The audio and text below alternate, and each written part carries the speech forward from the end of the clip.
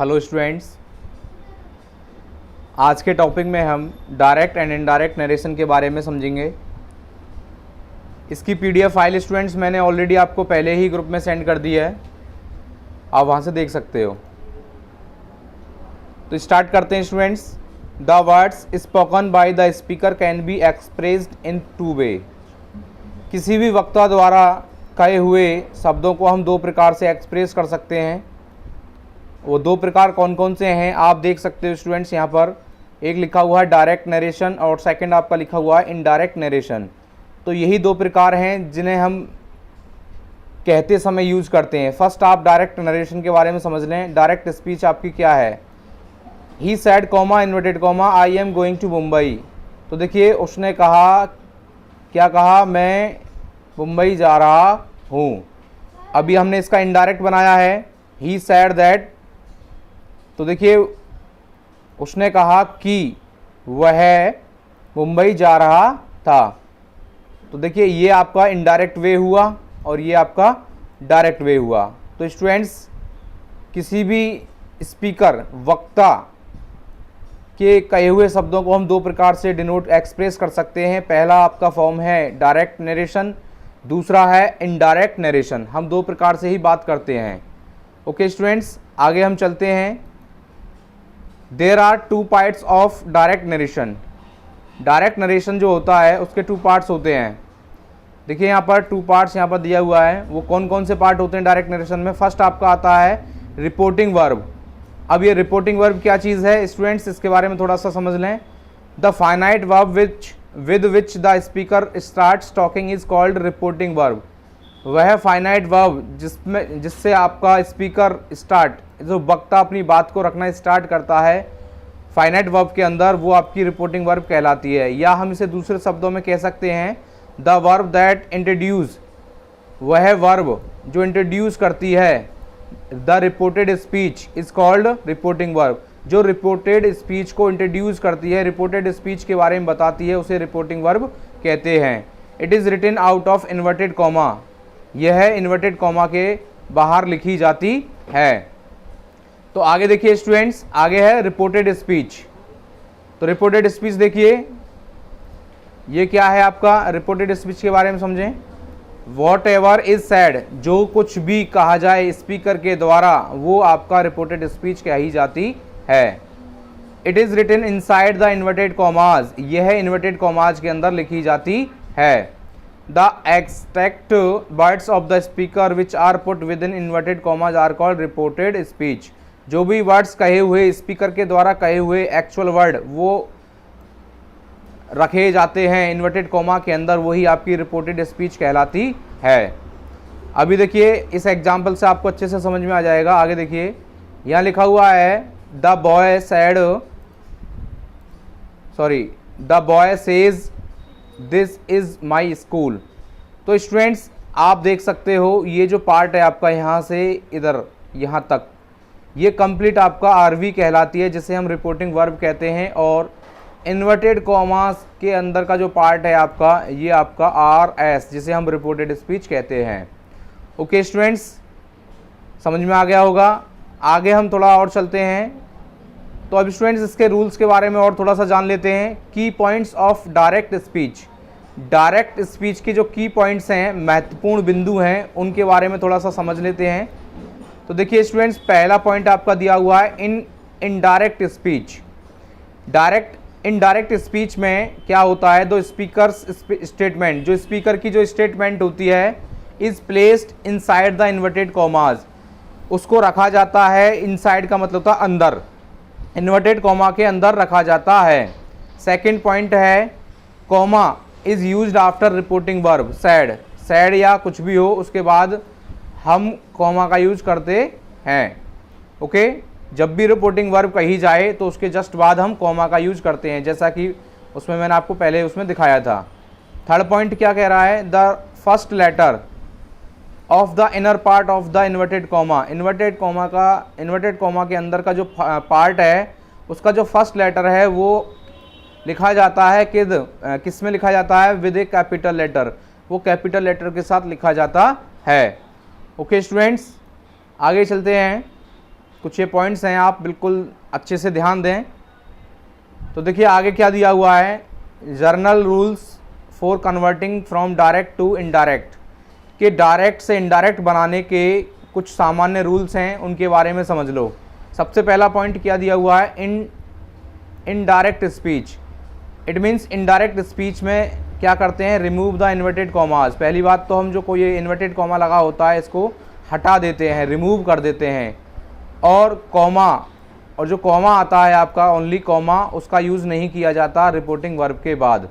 और तीसरा जो पॉइंट दिया हुआ है, tense of reporting verb never change, कि जो रिपोर्टिंग वर्ब का जो टेंस होता है वो कभी नहीं बदलता है।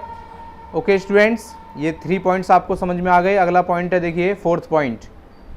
तो 4th पॉइंट क्या कह रहा है स्टूडेंट्स, इसको समझिए अच्छे से। तो 4th पॉइंट के बारे में देखिए स्टूडेंट्स,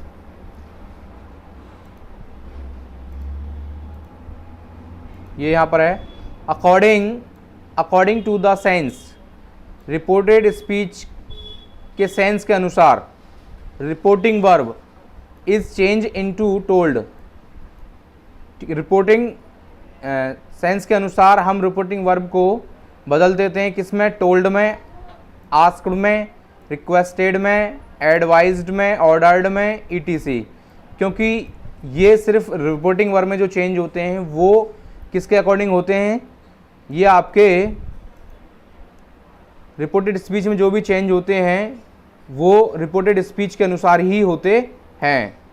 ओके स्टूडेंट्स, आगे देखिए 5th पॉइंट।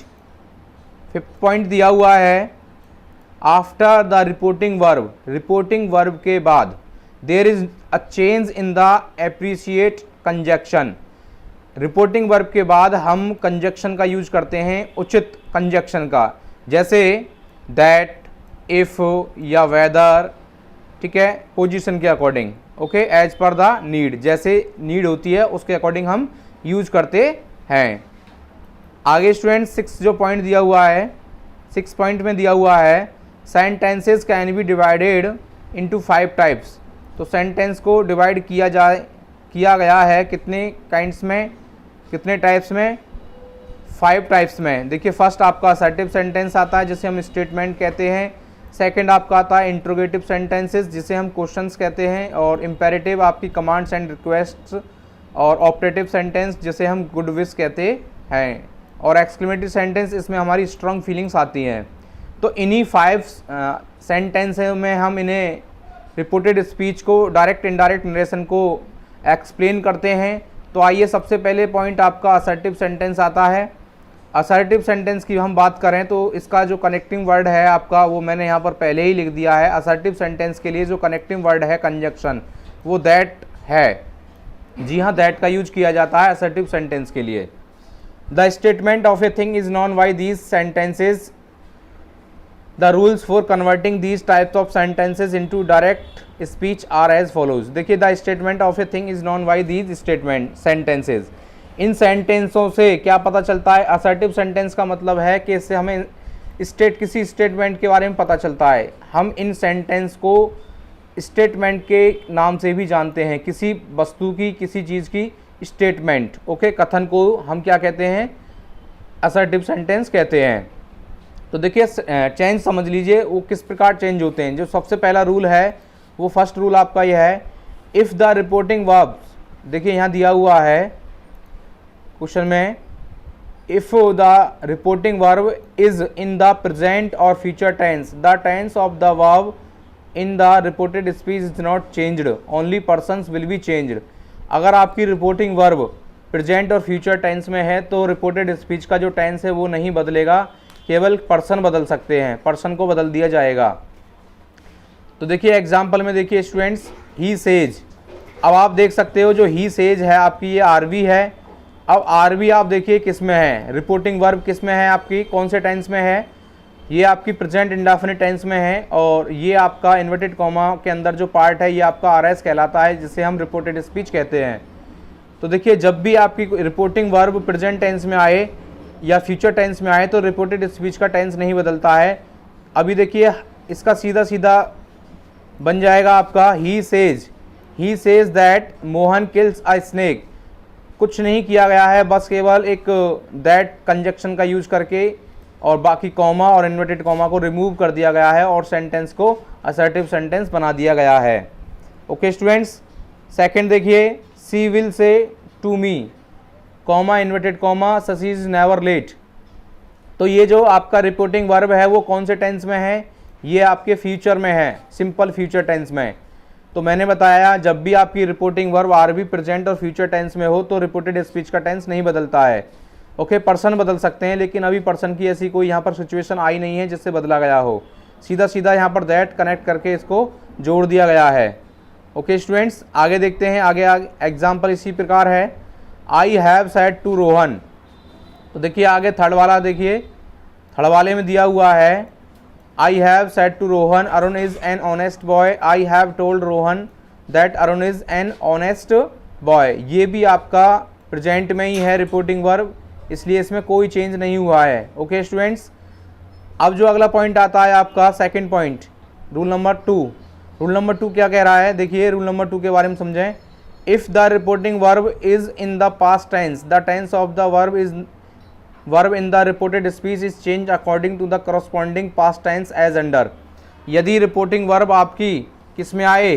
पास्ट टेंस में आ जाए, तब जो भी बदलाव होंगे रिपोर्टेड स्पीच में वो करस्पॉन्डिंग होंगे। करस्पॉन्डिंग का मतलब पास्ट टेंस के अकॉर्डिंग, जैसे कि आगे नीचे दिया हुआ है, जैसे सिंपल और प्रेजेंट इंडेफिनिट टेंस को, सिंपल और प्रेजेंट इंडेफिनिट टेंस को किस में बदला गया है? पास्ट इंडेफिनिट टेंस में।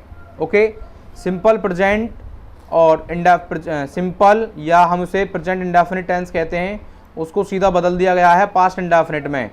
लेकिन ये कंडीशन कब होगी? जब रिपोर्टिंग वर्ब का टेंस आपका पास्ट में होगा। ओके स्टूडेंट्स,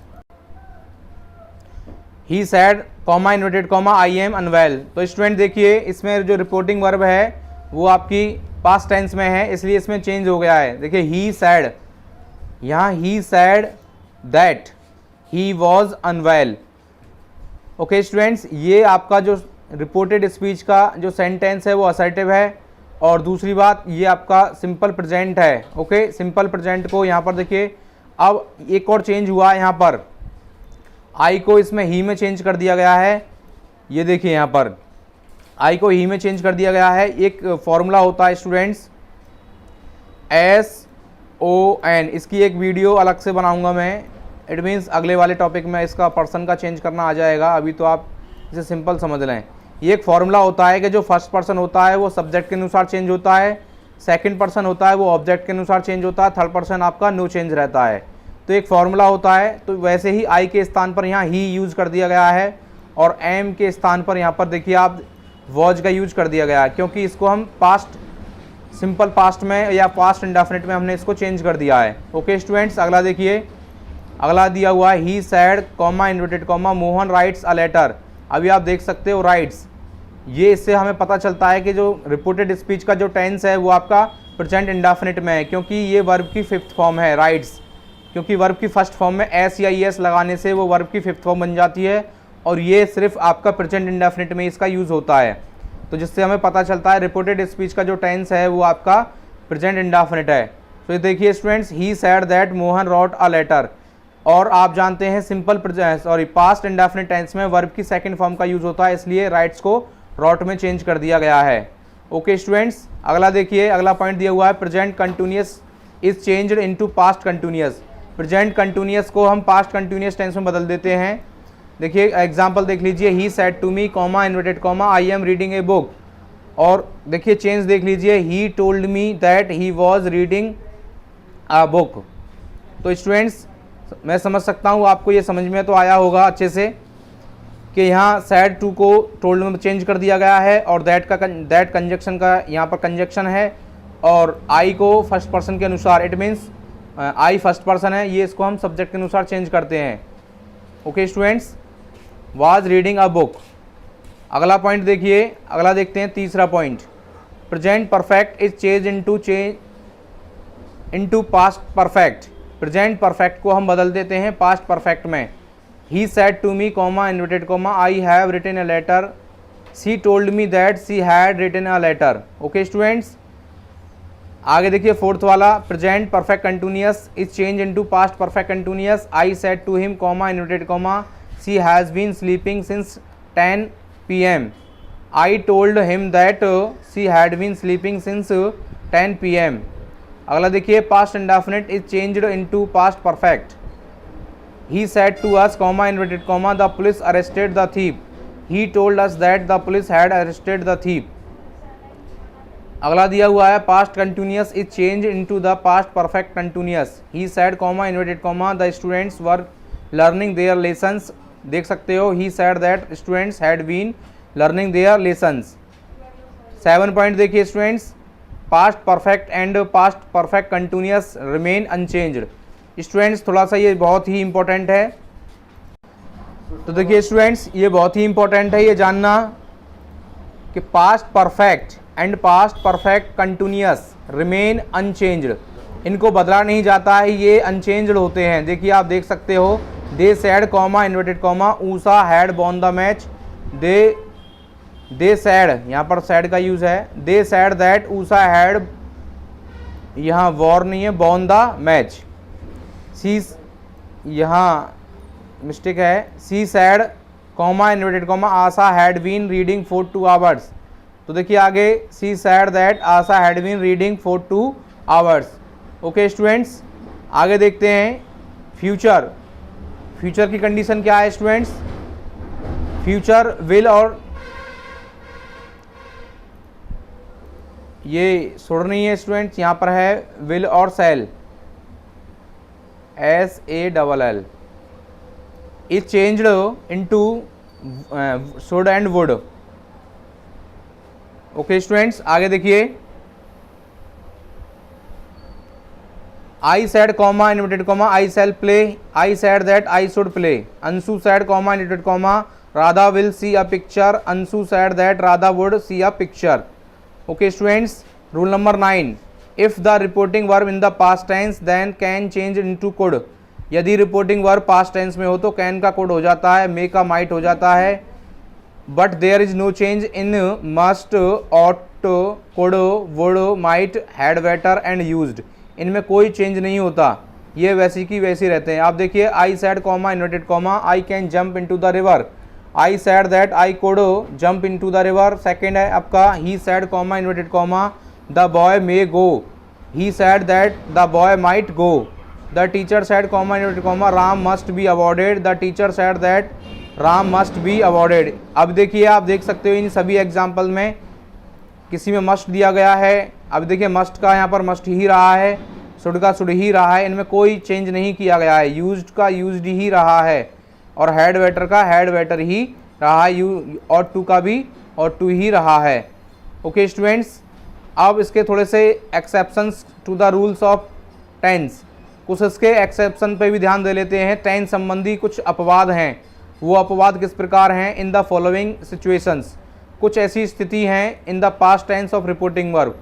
रिपोर्टिंग वर्ब का अगर पास्ट टेंस में है फिर भी कोई बदलाव नहीं होगा। अगर रिपोर्टिंग वर्ब आपकी पास्ट टेंस में है तो रिपोर्टेड स्पीच का जो टेंस है वो नहीं बदलेगा, वो नहीं बदलेगी। वो किस प्रकार है? देखिए, जब पहली बात तो ये है, जब कोई जर्नल ट्रुथ कहा जाए तो देखिए यहाँ पर दिया हुआ है व्हेन आ यूनिवर्सल ट्रुथ, जिसे हम यूनिवर्सल सदा सत्य रहने वाली बात कहें। The teacher said comma inverted comma the earth moves around the sun. Teacher कह रहा है कि जो पृथ्वी है वो सूर्य की ओर घूमती है, इट मीन चारों ओर घूमती है, चक्कर लगाती है। तो ये यूनिवर्सल है, आपका यूनिवर्सल ट्रुथ है, सदा सत्य रहने वाली बात है, इसमें कोई चेंज नहीं होगा। सिर्फ यहाँ पर एक कनेक्टिंग वर्ड जो है आपका दैट, उसको जोड़ करके यहाँ पर कंप्लीट इसको जोड़ दिया जाएगा सेंटेंस को। आगे देखिए, he said comma inverted comma the sun rises in the east. ये भी एक जनरल ट्रुथ है, यूनिवर्सल ट्रुथ है कि जो सूरज है वो हमेशा ईस्ट से ही उगता है। ओके स्टूडेंट्स, दूसरा पॉइंट आपका दिया हुआ है when a habit related fact is said. कोई भी आदत संबंधी कोई बात कही जाए, जैसे Hari said to Ravi dogs bark at strangers, और ये बिल्कुल आदत होती है कि जो डॉग्स होते हैं वो अजनबियों पर भौंकते हैं, तो इसलिए हम इसे कह सकते हैं ये भी एक आदत होती है। आदत संबंधी एक फैक्ट हो गया, तथ्य हो गया, तो इसमें भी कोई चेंज नहीं होगा। ओके स्टूडेंट्स, आगे देखिए, व्हेन आ प्रोवर्ब, अगर कोई कहावत कही जाए जैसे कि honesty is the best policy, ईमानदारी ही सबसे सर्वोत्तम नीति है। तो ये भी आपका एक प्रोवर्ब है, मुहावरा है, तो इसे हम कहावत है सॉरी, तो इसको भी हम ऐसे ही दैट जोड़ करके इसे सेम लिख देंगे। ओके स्टूडेंट्स, अगला जो पॉइंट आपका दिया हुआ है, when any historical fact is mention, यदि किसी ऐतिहासिक घटना के बारे में कहा जाए, जैसे कि द हिस्ट्री टीचर सेड, इतिहास के टीचर ने कहा, क्या कहा, Samudragupta is called the Napoleon of India, कि समुद्रगुप्त को इंडिया का, भारत का नेपोलियन कहा जाता है। तो स्टूडेंट्स, आज की वीडियो में हम इसे इतना ही कवर करेंगे, अगली वीडियो में इसके और भी रूल्स आएंगे। ये टॉपिक थोड़ा लेंथी है स्टूडेंट्स, एक वीडियो में कवर नहीं हो पाएगा, इसलिए इसके अलग अलग वीडियो बनानी पड़ेंगी। ओके स्टूडेंट्स, उम्मीद करता हूँ आपको ये पूरा टॉपिक समझ में आ गया होगा, और फिर भी कोई अगर आपके माइंड के अंदर कोई क्वेरी है, डाउट है, तो आप उसे कंसल्ट कर सकते हो। Okay students, thank you.